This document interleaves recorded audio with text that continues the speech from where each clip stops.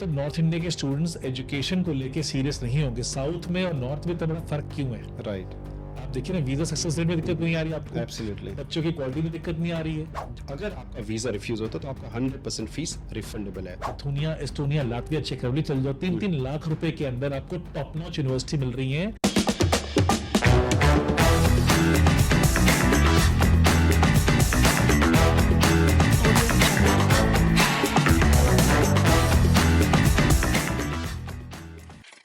Welcome students, बहुत दिन बाद एक पॉडकास्ट बना रहे थे और आज का जो पॉडकास्ट है वो मैं स्पेसिफिकली इसलिए बना रहा हूँ कि जो students basically Canada and Germany से अलग कुछ देख रहे हैं। बहुत सारे स्टूडेंट्स हैं जिन्होंने कनाडा जाने का प्लान ड्रॉप कर दिया है।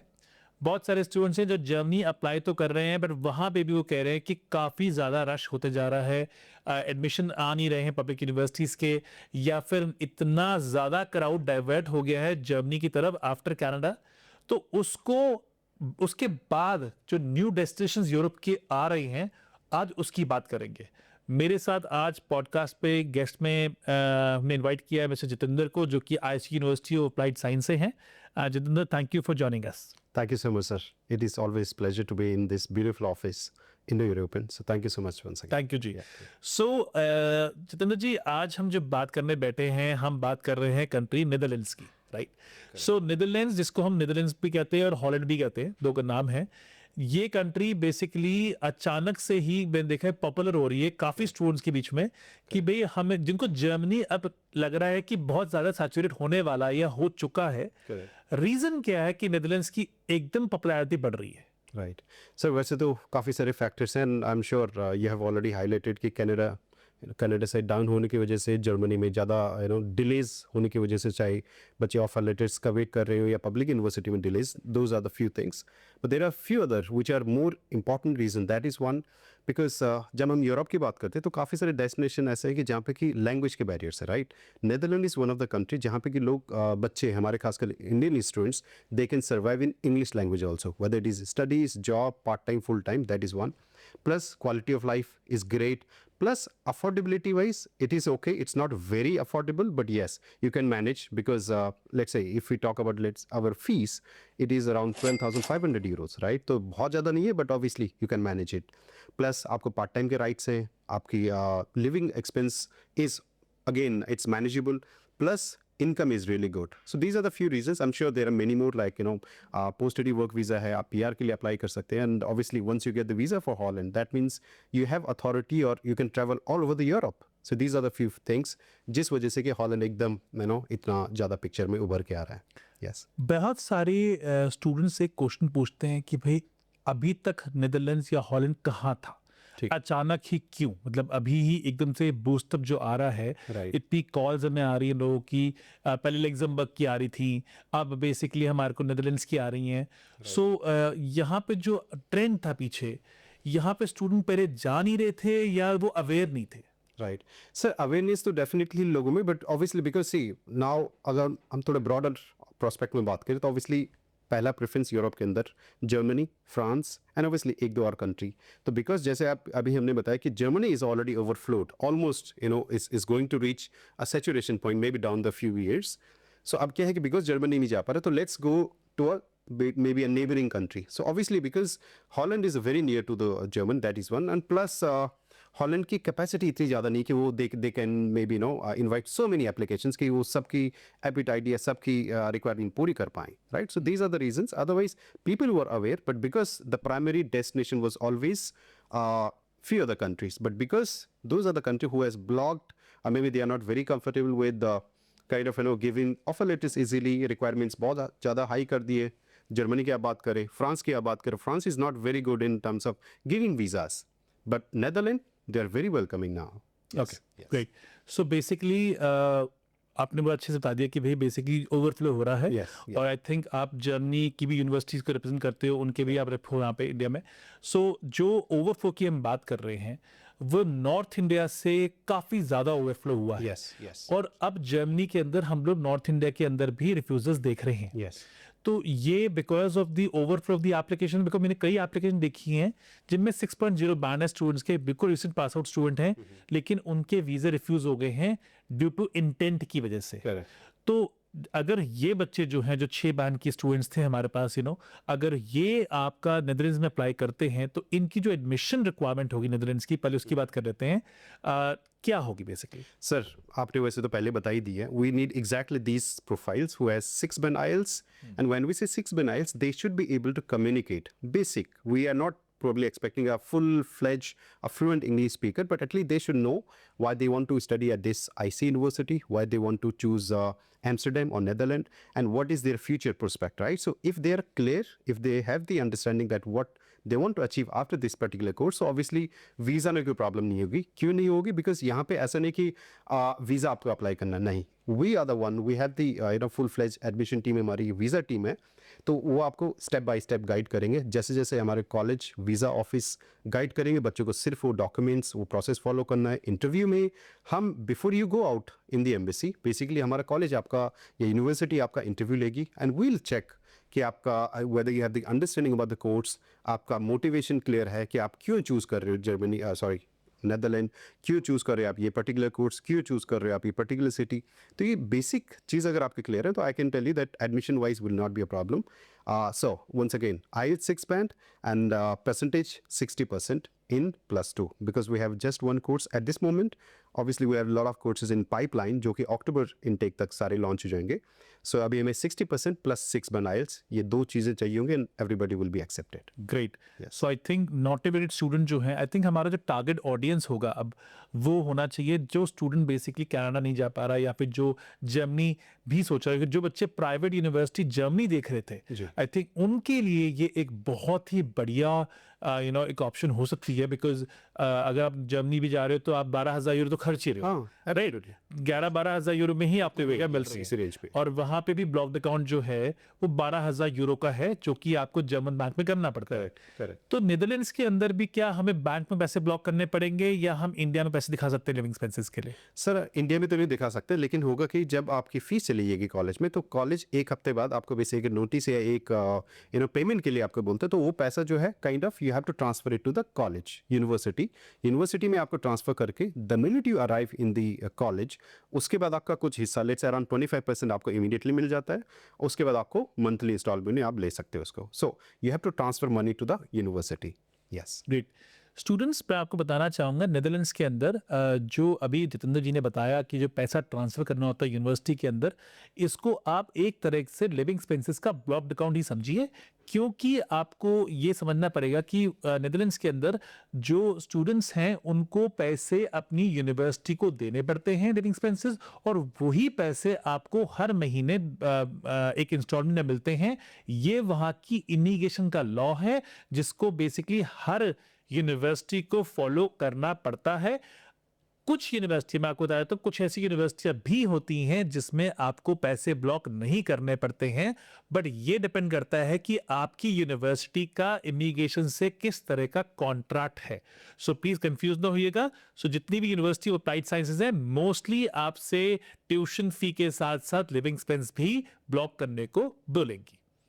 जितेंद्र जी, बेसिकली ये तो हो गई प्रैक्टिकल मैटर्स की बात हो गई। हमने एक प्रोग्राम आपने बताया, बिजनेस का प्रोग्राम है, बेसिकली बिजनेस BBA का प्रोग्राम है, और एक बहुत ही वनीला ऑप्शन है काइंड ऑफ स्टूडेंट्स के लिए जो कि इंडस्ट्री जाते हैं। मेरे पास आर्ट्स बैकग्राउंड है, क्या मैं ये BBA का कोर्स कर सकता हूँ 6 बैंड के साथ? Yes, anyone who has let's say the +2 में किसी ने anything which is not related to a specific field like medical नहीं है, कोई साइंस नहीं है, तो anyone who is from the commerce और आर्ट्स बैकग्राउंड के हैं तो सभी ये कोर्स कर सकते हैं। ग्रेट। तो ये कोर्स की ड्यूरेशन 3 साल होगी या 4 साल? 4 साल होगी, 4 years। तो ये भी एक अच्छी बात होगी कि कल को मुझे अगर US जाना है या मुझे जर्मनी में मास्टर्स करनी है, तो 4 साल की मास्टर मुझे पब्लिक यूनिवर्सिटी में एडमिशन मिल जाएगा। Yes. ये I think This is one of the big reason that why people should come to us, because Germany के अगर आप पब्लिक यूनिवर्सिटी की रिक्वायरमेंट देखें, so obviously they need 12 plus 4 year education, 16 year of education, जिसकी वजह से mostly बच्चे India से नहीं जा पाते थे पब्लिक यूनिवर्सिटी। Yes. तो ये बड़ा अच्छा हो जाएगा कि बच्चे ने अगर बैचलर कर ली है तो मास्टर्स जर्मनी से कर सकता है। Yes. सो जो स्टार्ट दिखाते हैं कि मोस्टली जो इंटरनेशनल स्टूडेंट नेदरलैंड में आते हैं पढ़ने के लिए वो जर्मन ही होते हैं, ये बात सच है? काफ़ी हद तक यस। इनफैक्ट ये तो यूरोप के हर दूसरी कंट्री में अप्लाई होता है, तो obviously because Germany is a huge country, और आज की डेट में क्या है कि because of the immigration inflow आपने देखा होगा, राइट? तो इस वजह से क्या है कि जर्मन्स जो है obviously they are trying to explore other cities and other regions of the Europe also. So obviously Netherlands is one of them. Yeah. Okay, so अब स्टूडेंट्स यहाँ पे 4 years की डिग्री के लिए आ रहे हैं, तो क्या मैं एज अ स्टूडेंट इसमें ट्यूशन फी अपनी पर सेमेस्टर पे कर सकता हूँ या मुझे पर ईयर ही पे करनी पड़ेगी? No, sir. You have to pay the full year fees, so that your visa is almost sure, unless you have to clear the interview and everything is else. So fees is very important, because fees pay करने से at least आपके intention clear हो जाती है. Nobody has a doubt कि ना तो embassy को doubt होता है, ना ही college को doubt होता है कि भाई आपने एक semester की 2,000, 3,000, 4,000 करा, because once you pay the full fees, at least आपके intention clear हो गई कि आप you can support yourself. आपको financially कोई problem नहीं है. Yes. राइट, सो जैसे मान लेते हैं कि मैंने आज अपनी एप्लीकेशन दे दी, मुझे एडमिशन लेटर अप्रॉक्सीमेटली कितने दिन में मिल जाएगा? Offer letter within 3 to 4 working days. ठीक है, और उसके बाद मुझे ट्यूशन फी पे करनी होगी? उसके बाद आपको इंटरव्यू क्लियर करना होगा, and then once interview is clear, उसके बाद आपको फीस पे, जिसे हम क्रेडिबिलिटी इंटरव्यू भी कहते हैं, जिसमें वो चेक करेंगे कि इनकी मोटिवेशन है। यस। तो क्या हम आईएलटीएस की पीटी भी ले सकते हैं, टोफल भी ले सकते हैं?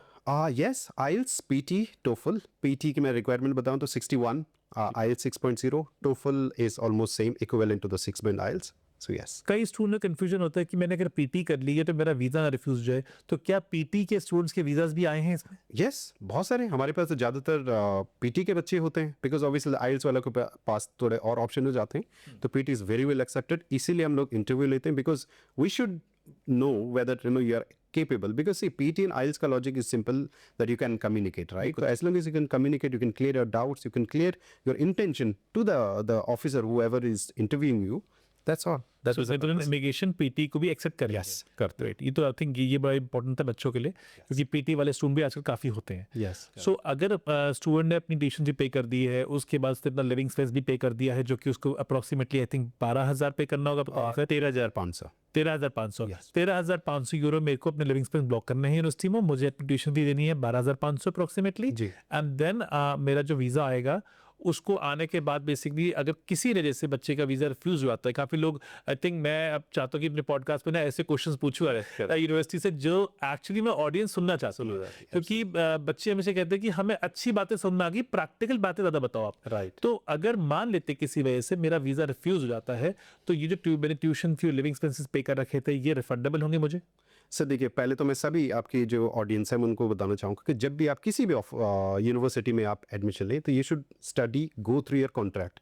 सब कुछ आपके कॉन्ट्रैक्ट में लिखा होता है, राइट? अब आता है आपके सवाल पे, तो अगर आपका वीज़ा रिफ्यूज़ होता है तो आपका 100% फीस रिफंडेबल है, whether it is tuition fees या लिविंग एक्सपेंस, दोनों फीस आपका रिफंडेबल है. यस, आई थिंक ये, क्योंकि मोस्टली ऑडियंस जो हमें क्वेश्चन पूछती है ना, जब हम देखते हैं कमेंट सेक्शन चेक करते हैं, कोई भी पॉडकास्ट करें, कोई भी कंट्री लेके आए, किसी भी यूनिवर्सिटी रेप से बात करें, तो मोस्टली प्रैक्टिकल क्वेश्चनों में ये पहले सबसे पहले क्वेश्चन आता जी, क्योंकि आजकल काफ़ी स्टूडेंट ने कोविड के बाद जो अपने लॉसेस देखे थे कुछ कंट्रियों में, राइट, फ्रांस में देखे थे उन्होंने लॉसेज, या कई और कंट्री में देखे थे, तो कहीं ना कहीं स्टूडेंट चाहता है ना कि उनकी क्लैरिटी मिल जाए कि हाँ भाई इस कंट्री में, इस यूनिवर्सिटी में कम से कम कुछ क्लैरिटी हमें मिल गई है, तो हम इसके आगे और एक्सप्लोर करते हैं बैठ के. Absolutely sir. इसके लिए तो मैं आपको थैंक यू बोलूँगा, because I have been following you, I have seen your few podcast.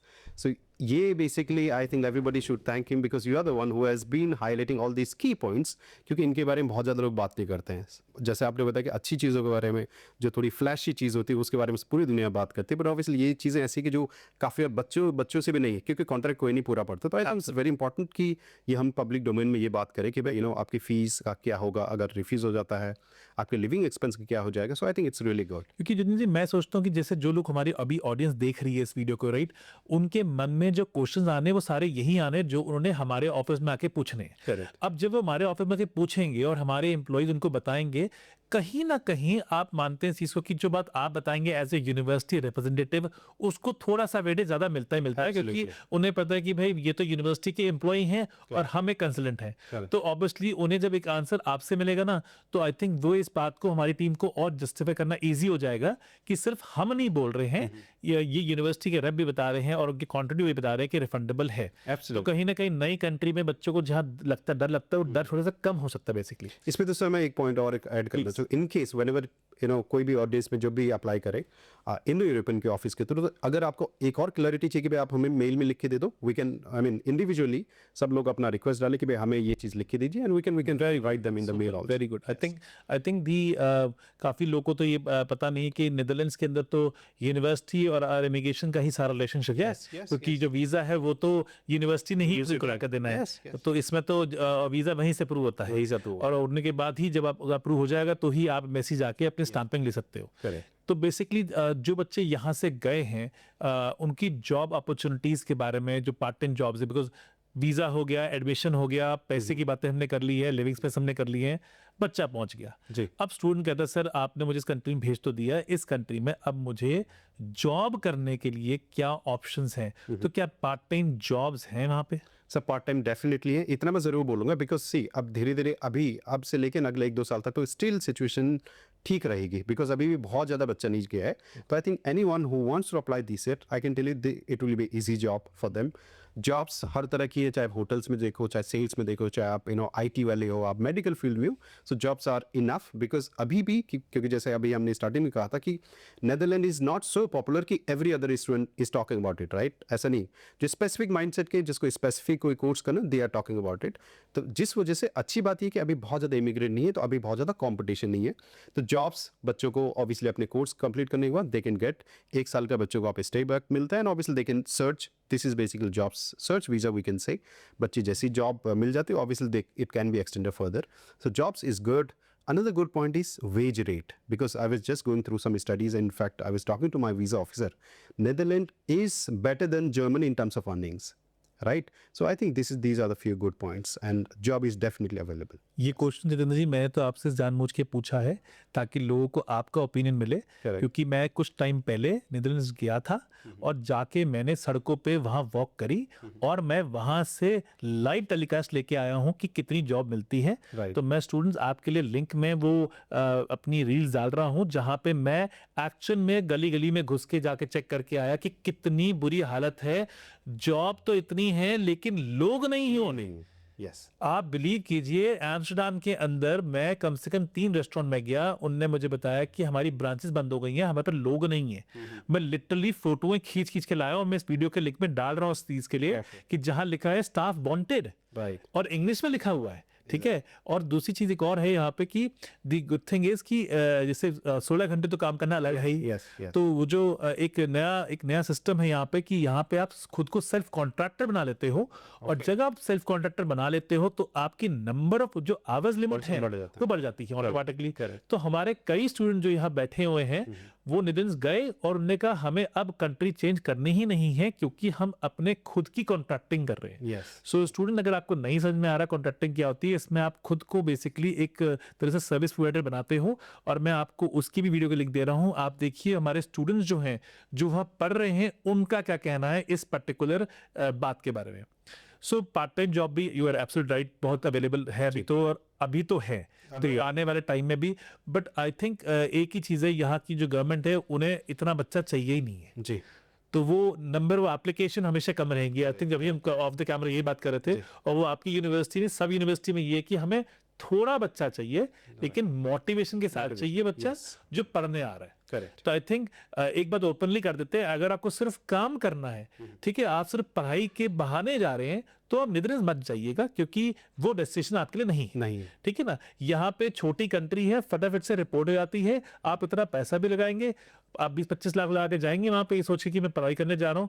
Because देखिए नॉर्थ इंडिया का बच्चा जो है, काफी स्टूडेंट जो है वो अपनी एजुकेशन को लेके सीरियस नहीं है, ये हम सब जानते हैं। Correct. तो इतना पैसा क्यों लगा रहे हो? बिल्कुल। तो मैं तो खुद ही बोलूंगा आपको कि आप नीदरलैंड्स मत अप्लाई करो। हाँ, लेकिन अगर आप सीरियस हो कि मुझे बैचलर डिग्री पूरी करनी है, मुझे अपनी एजुकेशन पूरी करनी है, और मैं साथ साथ जॉब के साथ साथ अपनी अर्निंग भी कर लूं, तो I think Netherlands is a good place. Absolutely sir, thank you so much for highlighting this, because बहुत कम लोग होते हैं जो कि बेसिकली इस तरह सीरियसनेस के साथ में बच्चों को मैसेज देते हैं। बिकॉज वही है ना कि अच्छी चीज़ें सब बताते हैं कि हाँ जी वहाँ पे आपको पार्ट टाइम कर मिल जाएगा, आपको जॉब मिल जाएगी, आपको पीआर मिल जाएगा, बट ऑब्वियसली स्टडीज़ को लेके, because see end of the day चाहे हम किसी दूसरी कंट्री की बात करें, why the visas are getting refuse, जैसे अभी हमने बोला कि intent, what is intent? Intent means आप स्टडी के पर्पज से आप जा रहे हो और बेसिकली वहां जाके आप कुछ और कर रहे हो, राइट? एब्सोल्युटली। तो सिमिलरली बिकॉज अब मैं नेदरलैंड की अगर हम बात करें, again I am repeating word you just said, क्योंकि उनकी कैपेसिटी इतनी नहीं है कि वो वहाँ पे लाखों लोगों को बुला पाए। So make sure that whoever is going, specially मैं तो बोलूंगा अभी हमारा October intake which is a main intake, अब जल्दी से अप्लाई करें इससे पहले कि वहाँ पे बहुत ज्यादा भीड़ बढ़े। एब्सोल्युटली। और भी हम लोग अक्टूबर में और ज्यादा कोर्सेज भी लॉन्च करने वाले, ऑब्वियसली ज्यादा पॉपुलैरिटी बढ़ेगी तो ज्यादा बच्चे आएंगे। So it is better everybody whoever is interested in thinking कि भाई मेरे को नेदरलैंड जाना है तो अभी अप्लाई करें, बिकॉज जैसे हमने बताया कि अभी आपको पार्ट टाइम ईजी है, अकोमोडेशन में थोड़ी डिफिकल्टी है लेकिन ऑब्वियसली उसके भी हम कुछ अरेंजमेंट कर सकते हैं, कॉलेज भी आपकी हेल्प कर सकता है, हमारे पास अकोमोडेशन टीम है तो we can take help, obviously you are experience that also. तो I believe I think this a right time, अभी जितना जल्दी हो सके बच्चों को अप्लाई करना चाहिए, बिकॉज अभी हमारे पास काफ़ी सारी सीट्स भी हैं। बिल्कुल। एंड या so I think this a right time. तो ये जो कैंपस है हमारा आईसी का, आईसी यूनिवर्सिटी अप्लाइड साइंस का, ये मेन सेंट्रल स्टेशन से कितना दूर होगा?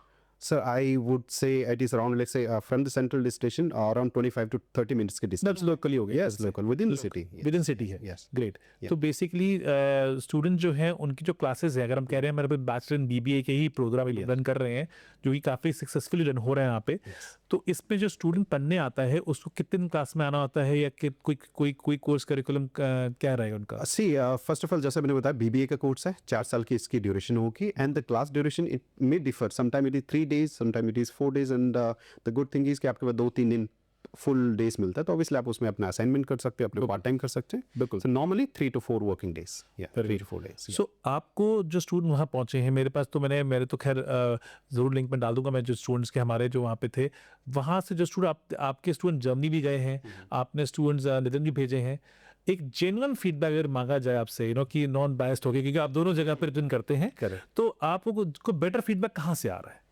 Sir, honestly, I'll just say everything honestly, okay? First of all, Netherlands, जिस IC university is very new to us, right? So अभी हमने सिर्फ 2 या 3 इंटेक अभी इसके रन करे हैं। बिल्कुल। So I can tell you, as of today, Netherland के प्रति बहुत ज़्यादा हमारे पास फीडबैक नहीं है, बिकॉज ऑब्वियसली अभी बच्चे जा रहे हैं, अभी हमारे पिछले 2 इंटेक्स हैं, लेकिन the best thing about Netherland जो अभी तक हमें मिला है, that is communication wise Germany is much difficult as compare to the Netherland, right? जो हमारे इंडियन स्टूडेंट का सबसे बड़ा एक कंसर्न होता है कि सर जब भी मैं जर्मनी की बात करता हूँ सबसे पहला सवाल यही होता है कि सर सब ठीक है लेकिन जब हम कुछ बोल लेंगे और किसी को समझ ही नहीं आएगा तो हम करेंगे क्या, राइट? बिल्कुल ठीक। सो वो चीज़ नेदरलैंड में बहुत अच्छी बात है। दूसरी चीज़, नेदरलैंड में पार्ट टाइम जॉब ढूंढना is much more easier than Germany, because demand supply बहुत है। जर्मनी में क्योंकि कम से कम आपको 3 महीना, लेट्स से 2 से 3 महीना तो आपको मिनिमम लगता है। नेदरलैंड में I can tell you within 30 days you can get, right? Plus तीसरा पॉइंट ये है कि जर्मनी में, हालांकि again economy wise if you compare तो वेल्स जर्मनी इज नंबर 1, बट अगर इंडिविजुअली वेज रेट की बात करें तो Netherland is better, because Netherland में ऑलमोस्ट 13.5-14 यूरो है, और Germany में it is around 12.41 something like this, right? So obviously Netherlands has got little much feedback. Competition Germany में ज्यादा है, Competition Germany ज़्यादा है। क्योंकि ये बढ़ता ही जा रहा है, बिकॉज जो लोड है वो नहीं रुक रहा। मैं देख रहा हूँ जो नंबर्स हैं वो जैसे ही कनाडा से डाइवर्ट हुए जर्मनी को ओवरफ्लो कर दिया। Yes, yes. और वो इतना ओवरफ्लो हो चुका है कि बेसिकली अब इसका टॉप लेवल आ गया है। Sir, I can tell you again, as I've said, I'm representing German university also. So we have seen at least 200% growth as compared to the just 3-4 months back, October intake से लेके अभी अगर हम बताएं. So I think it is growing day by day, but again there are a lot of challenges also. इतनी ज़्यादा अगर आप public है तो obviously it's very difficult to maintain the quality, whether it is CD level. जी, इस पे एक बात और भी आ गई ना, देखिए यहाँ पे 2 डायलॉग चल रहे हैं। पहला डायलॉग चल रहा है, जर्मनी कह रहा है कि मुझे चाहिए स्किल लेबर Correct. और मुझे बहुत शॉर्टेज है। Correct. आप जितने भी इनके अपडेट देखो, चाहे वो हर हफ्ते में 1 या 2 अपडेट निकाल देते हैं अपनी शॉर्टेज लेबर को लेकर, Right. राइट? उन्हें लोग तो चाहिए। दूसरी तरफ से हम देखते हैं वो अपना जॉब सीकर वीज़ा भी खोल रहे हैं, वो अपना अपॉर्चुनिटी कार्ड भी खोल रहे हैं। इसका मतलब तो क्लियर है कि उन्हें लोग चाहिए। लेकिन जो सेकंड जगह हम देखते हैं, जो बच्चे आ रहे हैं हमारे, वो ना तो क्वालिफाइड फील्ड में आ रहे हैं, और अगर वो पढ़ने भी आ रहे हैं तो एजुकेशन उनका मेन मोटिव नहीं है। मेजरली नॉर्थ इंडिया में जो हम देख रहे हैं प्रॉब्लम आ रही है, जो कनाडा में प्रॉब्लम थी, बच्चा जा रहा है, फीस पे कर रहा है, पहुंच रहा है। एक प्रॉब्लम और आ रही है कि अब क्लासे भी जाता है बच्चा, लेकिन वो पढ़ने में इंटरेस्टेड नहीं। एजुकेशन उसके लिए मेन मोटो है ही नहीं। Correct. तो कहीं ना कहीं वो मिसमैच तो हो गया। Absolutely. अब जब मिसमैच होगा तो ऑटोमेटिकली रिफ्यूजल्स भी आएंगे। Absolutely. तो वही हम देख रहे हैं कि कि जब तक नॉर्थ इंडिया के स्टूडेंट्स एजुकेशन को लेके सीरियस नहीं होंगे, साउथ में और नॉर्थ में तो बड़ा फर्क क्यों है? Right. आप देखिए ना, वीजा सक्सेस में दिक्कत नहीं आ रही आपको, एब्सोल्युटली बच्चों की क्वालिटी में दिक्कत नहीं आ रही है। तो कहीं ना कहीं I think we have to understand कि नॉर्थ इंडियन स्टूडेंट्स को समझना पड़ेगा कि अगर मैं यूरोप जा रहा हूँ, चाहे मैं जर्मनी जाऊँ, चाहे मैं नीदरलैंड्स जाऊँ, जी। Education should be my prime motive, क्योंकि ये कंट्रियां आपको तब पक्का करेंगी जब आपने उनके पास 5 साल रह लिया है, आपके पास जॉब ऑफर है, आप काम कर रहे हो। Absolutely.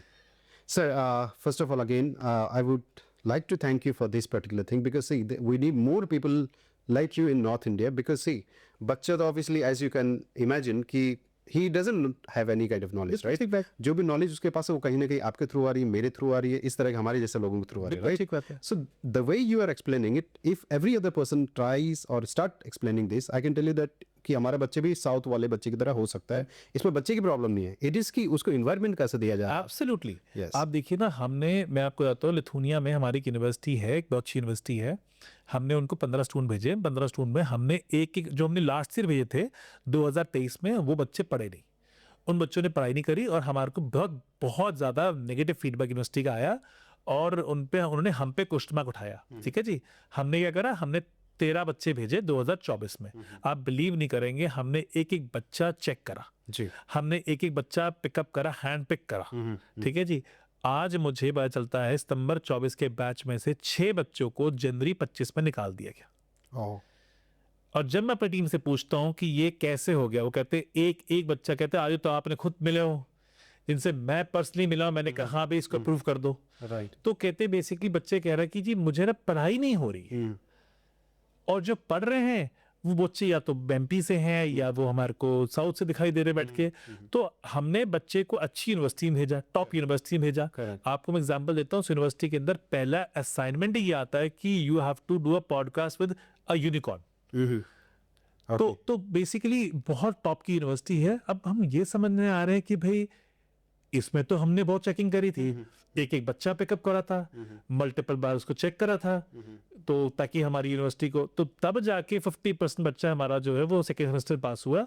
सो कहीं ना कहीं आई थिंक एजुकेशन को लेके जो एक माइंडसेट है लोगों का, स्पेसिफिकली हरियाणा में, पंजाब में, कि हम चले जाएं यूरोप में, क्योंकि लोगों को पता है कि देखो यूरोप जो है ना, अभी न्यूजीलैंड, मुझे याद है मैं 2006-07 में जब मेरी पीआर हुई थी, तो 2006-07 के अंदर बच्चे जिनको मैंने घर पे दिया, रेंट पे रखा था उनको, मैंने कहते सर सुबह कुछ मत बोलो हमारे को, हमें यूनिवर्सिटी भागना है, क्योंकि अगर हम टाइम पे नहीं पहुंचे तो हमारी अटेंडेंस नहीं लगेगी, अटेंडेंस नहीं लगेगी तो हमारी अटेंडेंस शॉर्ट पड़ जाएगी और हमारी पीआर नहीं होगी। ओके। आप हमसे शाम को जो मर्जी काम करा लो। मतलब उनको एक गन पॉइंट था, एक एक एक एक, एक चीज का डर था। Correct. अब यूरोप में ये डर नहीं है, क्योंकि यूरोप में इट्स अ ओपन सोसाइटी, कोई नहीं बोल रहा आप पढ़ने आ रहे हो, आप नहीं आ रहे हो, सिंपल सी बात है, आओगे तो पढ़ लोगे, पढ़ लोगे तो अच्छी जॉब ले लोगे, जॉब ले लोगे तो 5 साल को दिखा के अपनी पीआर ले लोगे।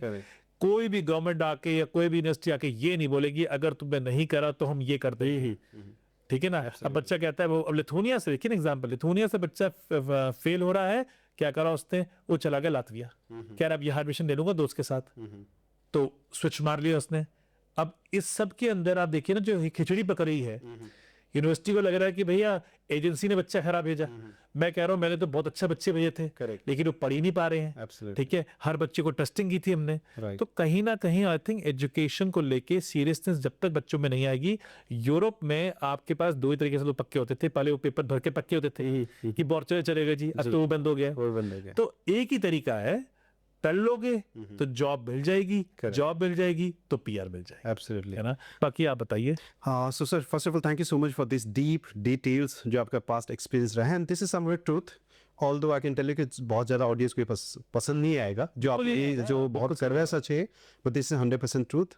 एंड अगर मैं इसको थोड़ा और इसमें, और I hope this doesn't get controversial. अब जैसे आप यूएस का देखो, because I wanted to get everything overnight, I wanted to reach there. मैं एक रिपोर्ट पढ़ रहा था अभी, एक न्यूज़ इनफैक्ट, वो जो कि यूएस के न्यूयॉर्क टाइम्स में थी।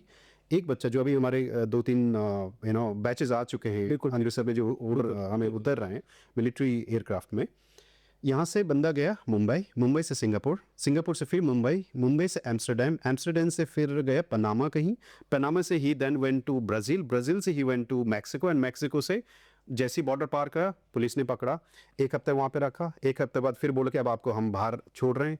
बाहर छोड़ने के नाम पे पता चला कि दूसरे एयरक्राफ्ट में बिठा दे और उसके बाद सीधा अमृतसर में 1 हफ्ते बाद। Why this is happening? This is happening because you want to achieve everything overnight.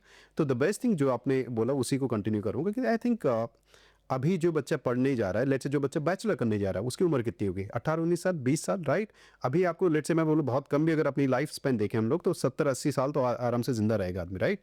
So my believe is कि आप 4 साल अपने लगाइए। You don't have to be the gold medalist, मत लाओ gold medal, at least pass the exam, build your rapport, because I understand कि हर बच्चा gold medallist नहीं होता है। I was not the gold medalist in my college, but still I was the one of them who got selected from the campus from Singapore. I have done my study from Singapore. So Singapore उसी college में जहाँ से मैंने पढ़ाई करी वहीं मुझे job मिला। And I'm telling you I was not a topper. मैं एवरेज बच्चा था, but obviously I was good in etiquettes. I was good in कि coming to the class on time. Teachers के साथ में अच्छा रिलेशनशिप बनाना, एक अच्छी अपनी स्किल्स को इनहेंस करना। तो आप 4 साल कोई बहुत लंबा टाइम नहीं है, और ये 4 साल इंडिया का 4 साल नहीं है जहाँ पे कि सिर्फ आपको पढ़ाई करनी है और उसके बाद आपको पता ही नहीं क्या करना है।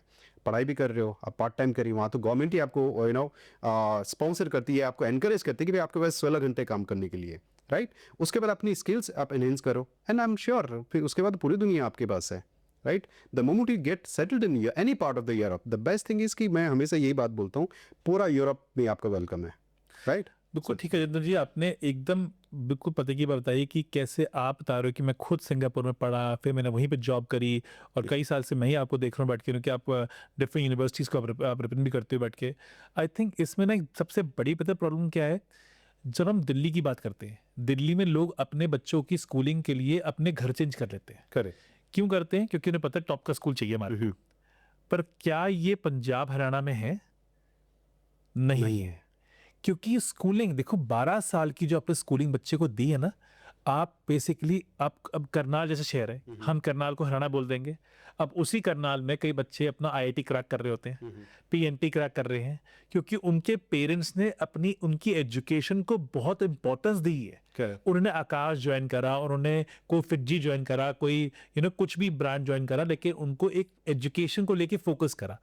अब जैसे ही बच्चा 10th तक पढ़ रहा है, वो नॉर्मल स्कूल में पढ़ रहा है, वो इंग्लिश बोलता नहीं है, उसे अच्छे स्कूल नहीं मिला, तो ये 12 साल की जो आपने एजुकेशन दे दी है ना, इसको ओवरनाइट तो आप चेंज नहीं कर पाओगे। ये तो स्टूडेंट के दिमाग में आए कि नहीं भाई, जो हो गया सो हो गया, मेरे कंट्रोल में नहीं था। वो तो मेरे पेरेंट्स ने स्कूल में डाल दिया मुझे, कि मैं कर गया, क्योंकि बच्चे को एजुकेशन में कोई इंटरेस्ट नहीं आ रहा है। ठीक है, ये बीए आर्ट्स पढ़ने के बाद एक बच्चे को आप उसकी क्या फ्यूचर बनाओगे? मैं कई बार लोगों को बोलता हूँ, लोग कई बार मुझे क्वेश्चन करते कि आप ऐसे स्टेटमेंट कैसे देते हो? आपने किसी का करियर खराब करना हो, उसको बीए आर्ट्स करवा दो। आपको और खराब करना है, उससे कॉरेस्पॉन्डेंस बीए आर्ट्स करवा दो ना। ओपनली बता रहा हूँ ये बात, क्योंकि बच्चों के पास किसी किस्म की स्किल नहीं है। मैं तो बीकॉम बीबीए के बच्चों खड़े करके बता दो किसके पास स्किल्स है। तो अगर आपका बच्चा क्लास 12 का है, आज आप अपने बजट के हिसाब से, भाई आपके 12 लाख है, आप नीदरलैंड चले जाओ। आपको बड़ा ब्रांड चाहिए, आप जर्मनी चले जाओ। आपको कम पैसे खर्चने, आप लिथुनिया, एस्टोनिया, लातविया, चेक रिपब्लिक चले जाओ। 3-3 लाख रुपए के अंदर आपको टॉप नॉच यूनिवर्सिटी मिल रही है। लेकिन आप इंडिया से बाहर निकलो, और जो आपका एजुकेशन सिस्टम जो है, जो आपको नहीं दे पा रहा है। मैं आपको एग्जांपल शेयर करता हूँ, बड़ा सिंपल एग्जांपल है। स्टूडेंट है, मैंने लातविया भेजी, तो फर्स्ट सेमेस्टर में नेहा पहुंची, तो उसे मैंने भेजा तुरीबा यूनिवर्सिटी के अंदर।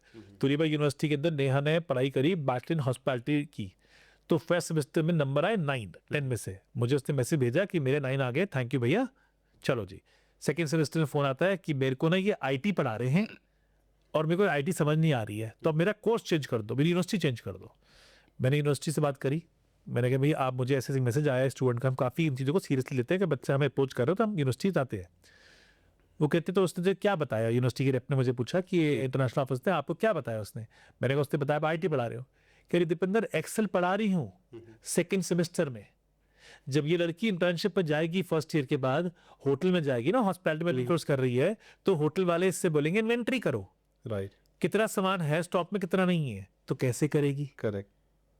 मैं पढ़ाऊं और मेरे पास जितेंद्र कोई वर्ब नहीं थे बोलने के लिए। करेक्ट। मैंने फोन कॉल किया था, उसने जब मुझे बोला, मैंने कहा आई एम सॉरी। अब मैंने उससे अपॉलॉजी करा, मैंने कहा go and try to explain her. मैं वापस गया नेहा के पास, मैंने बताया उसको कि बेटा ऐसा है कि आपको पढ़ना पड़ेगा ताकि आप कर सको। फिर भी नेहा नहीं मानी। उसने मुझे फोर्स करके अपनी यूनिवर्सिटी चेंज करवाई, एक इजी सा प्रोग्राम लिया जो कि वो अब शायद खत्म कर चुकी है, करने वाली होगी, लेकिन असलियत ये है कि बेसिकली ये था सच। तो जब आपके बीबीए में, बीकॉम में बच्चों को तो एक्सेल पढ़ाई जाती ही नहीं है, तो आप बीबीए बीकॉम के बच्चों को चेक कर लो, मैं कहता हूँ 90% बच्चा आपका बेसिक कॉल सेंटर में काम क्यों कर रहे हो, क्योंकि उसको बैचलर करने के बाद भी स्किल नहीं आई। तो 3 साल जो तुमने लगाए थे, सब बीबी कर रहे हैं, बीकॉम कर रहे हैं, भेड़ चाल में चल रहे हैं, लेकिन कोई भी ये समझ नहीं रहा कि मुझे इससे मिलने क्या वाला है। इसलिए मैं लोगों को सजेस्ट कर रहा हूँ कि अगर आपका बजट नहीं है तो सस्ती कंट्रीज दे लो, हमारे पास मल्टीपल कंट्रीज हैं। We also send student to Europe for as low as 3 lakh rupees per year tuition fee, 15,000 रुपए का आपका लिविंग एक्सपेंसेस है। लेकिन पीपल हैव टू अंडरस्टैंड कि मुझे अपने कंफर्ट जोन से बाहर आना पड़ेगा। एब्सोल्युटली। कंफर्ट से बाहर आऊंगा, बच्चा बाहर पहुंचेगा। जितने बच्चे हमने बाहर भेजे हैं, चाहे लो कॉस्ट में भेजे हैं चाहे हाई कॉस्ट में भेजे हैं, I am very unbiased and genuinely मैं लोगों को बोलता हूँ कि सिर्फ ये नहीं कि हम एक पॉडकास्ट कर रहे हैं तो 15 लाख रुपए खर्च करके दिन पहुंच जाओ। अगर तो 12-13 लाख रुपए लगा सकते हो तो नीदरलैंड जाओ। अगर 4-5 हैं तो नीदरलैंड मत जाओ लोन लेके, क्योंकि तुम वहां पहुंचोगे, लैंड करते तुम पैसे कमाने पड़ेंगे, क्योंकि तुम्हारे घर वालों ने बोला हमारे पास तो थे ही नहीं। सही होता है। तो तुम जब पढ़ाई तो करोगे नहीं, तुम करोगे काम, तो तुम फेल हो जाओगे। 6 महीने के बाद फेल होने के मुझे फोन करोगे कि सर वहां से तो निकाल दिया है। जैसा आपकी यूनिवर्सिटी पर करता मैं, अगर मैंने आपको स्टूडेंट भेजा और बच्चा 6 महीने पढ़ाई नहीं करता है, फेल होता है, तो आप क्या करोगे? आप तो इमिग्रेशन इन्फॉर्म कर दोगे, आपकी रिस्पॉन्सिबिलिटी खत्म। अब वो क्या करेगा? इमिग्रेशन बोलेगी कंट्री आउट करो। और हर 6 महीने बाद मेरे पास लाइन लग के बच्चे आते हैं जो कहते हैं जी हमें कंट्री आउट के नोटिस लग चुके हैं, अब तुम हमें हेल्प करो। फिर मैं उन्हें फिर रिविजन करा के देता हूँ। तो मेरी तो दुकान चलती रहेगी ना।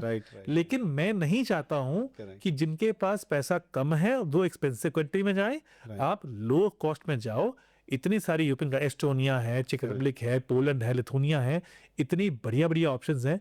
But I think today's podcast should be an eye opener for people जो जेन्युइनली इससे कुछ ले लें। क्योंकि हमारा ऑब्जेक्टिव दोनों का कुछ बेचना तो है नहीं। हम तो बेसिकली एक कन्वर्सेशन करने बैठे हैं कि भाई अवेयरनेस करने बैठे हैं, जिसको जो अच्छा लगता है इसमें से निकाल ले और अपने हिसाब से अपनी लाइफ बना ले। हम तो अगले दिन फिर बैठेंगे, फिर और पॉडकास्ट करेंगे, पर आई थिंक स्टूडेंट को भी तो समझना पड़ेगा कि भाई मेरे लिए बेस्ट क्या है। Absolutely sir, thank you so much for this I opening statements. अब मैं सबसे पहले तो नेहा को ऑल द बेस्ट बोलूंगा and I hope she will do well. अभी चेक कर मेरे आज ही कहा राइट, बट इसमें अपने सर मेरे को जब आप ये बता रहे थे तो I was probably recalling all those moments of my college days जब मैं सिंगापुर में पढ़ता था। एंड मैं आपको एक ज़्यादा टाइम नहीं लूँगा इसमें, मैक्सिमम 3 से 4 मिनट के अंदर मैं लेट मी टेल यू कि कैसे कैसे फीडबैक, कैसे कैसे स्टूडेंट्स होते हैं, right. So we used to, मैंने एमबीए जैसे करा है सिंगापुर से, तो हमारे क्लास में ऑब्वियसली 3 कैटेगरी थी स्टूडेंट की। एक थी जो पढ़ने वाले थे, their focus was just to study, और उनको कुछ ना कुछ obviously they were very clear कि क्यों पढ़ रहे हैं, क्यों सिंगापुर गए, इसके बाद क्या करना, राइट। दूसरी कैटेगरी थी मेरी वाली, जिसमें कि obviously because I was not financially extremely well, एक मिडिल क्लास का बच्चा था, तो obviously I used to feel वही वाली बात कि यार मेरे को घर में भी देखना है। I was basically elder son of my father mother, तो वो भी देखना था। और एक है जिनका कि कुछ नहीं लेने देना, सर वही जो आपने एग्जांपल दिया कि सर बस हम पहुंचा दो बाकी हम देख लेंगे। एंड तीसरी कैटेगरी से मैं शुरू करता हूँ। ये बच्चे आते थे क्लास में, पहले तो इनका मतलब सोते ही सोते आएंगे, लास्ट बेंच में बैठेंगे। आधे बच्चे, I can tell you literally it use be very embarrassing for the teacher. सबसे बड़ी बात है कि वहाँ के टीचर, यहाँ के टीचर हो जैसे नहीं कि डंडा मारेंगे आपको, right. They will not even disturb you. अगर आप सो रहे तो सोते रहो, जिसको पढ़ना हुआ पड़ेगा, राइट। बच्चे पिछली लाइन में स्नोरिंग कर रहे हैं, बट अगेन जो टीचर वो पढ़ा रहा है। इन बच्चों को जब इनकी नींद उठती तो हम बोलते हैं यार तू सो गए, अरे यार कल रात को मैं दिहाड़ी करके आया हूँ, मैं कल मैंने फुलर्टन होटल में, कल मैंने मैरिट होटल में मैंने भाई 6 घंटे काम करा, मैंने तो $200 कमाए। जैसे $200 बोलते थे we used to feel bad, यार हम क्या कर रहे हैं, मैं तो मतलब घर से उल्टा पैसे मांग के किसी मामा से चाचा से करके मैं यहाँ पे पढ़ाई कर रहा हूँ। ये चलता गया। तीसरा कैटेगरी मैंने आपको बताई थी कि फॉर देम ऑब्वियसली बिकॉज उनके पेरेंट्स अच्छे थे और उनका मेन फोकस पढ़ाई में था, तो they was one of the fantastic one. जब पढ़ाई खत्म, हमारी ग्रेजुएशन खत्म हुई ना, तो ऑब्वियसली ये सब चलता रहा। ये लोग ऐसे थे कि किसी ने शायद अपने भाई को गाड़ी खरीद के दे दी, किसी ने शायद थोड़े अपने पिताजी के कुछ किस्तें थी वो चुका दी।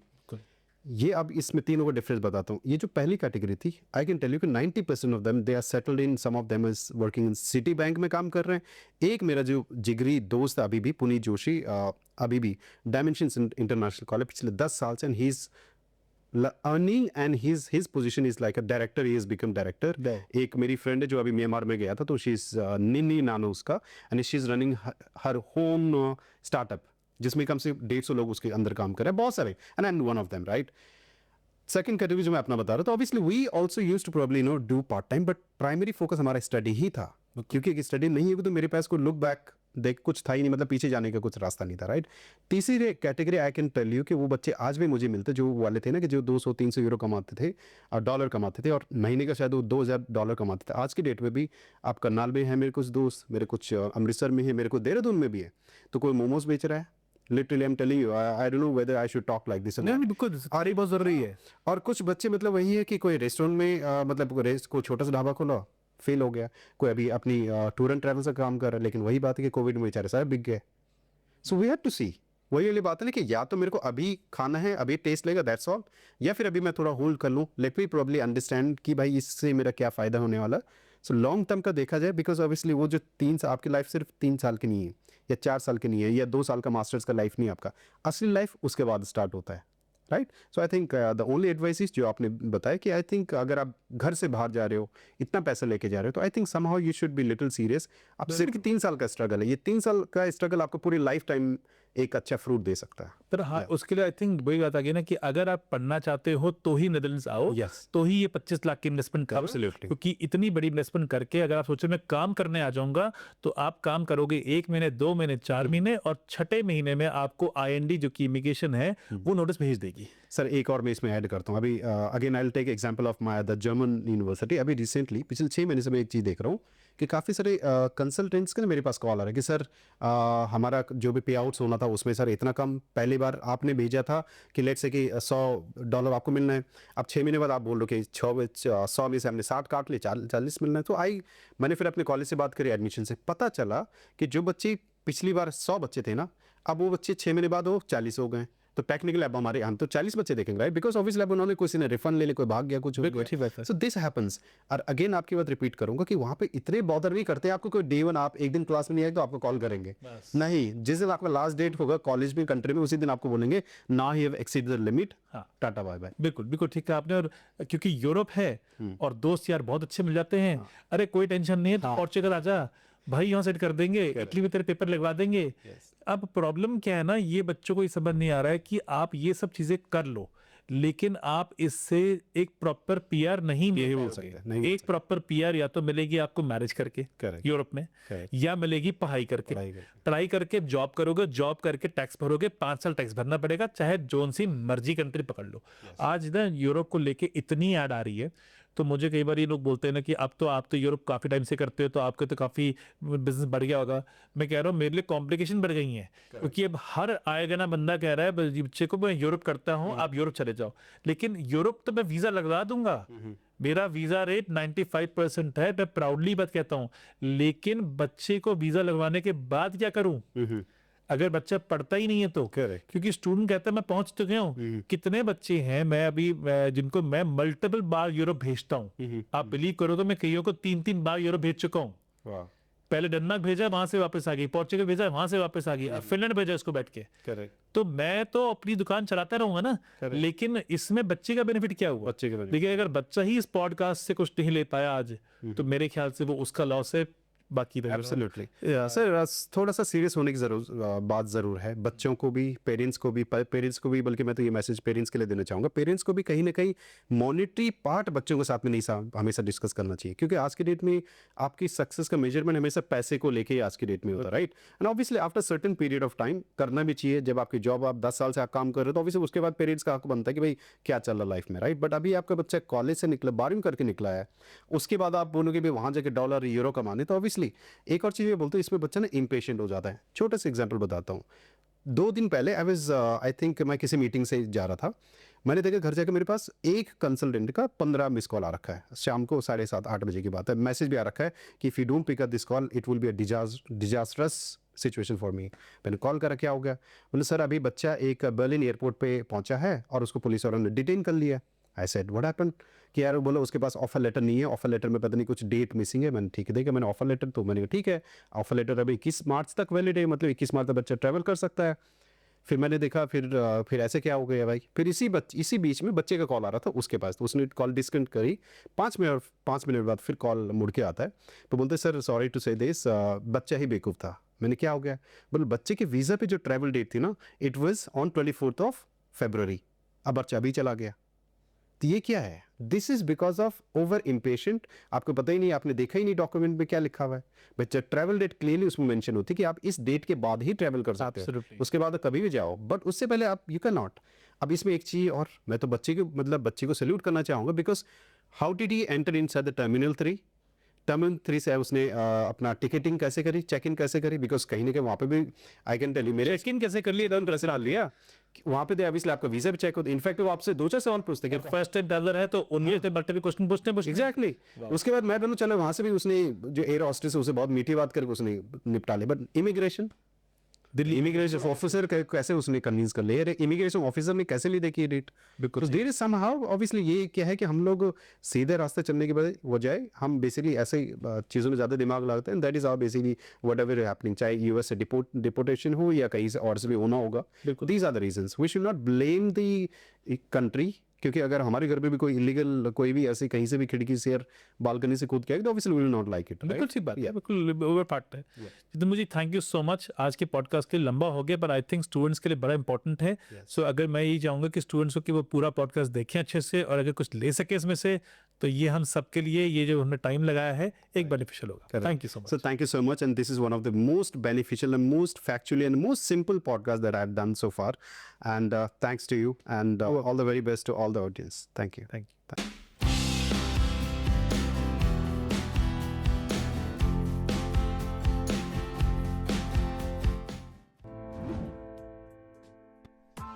Press the bell icon on the YouTube app and never miss another update.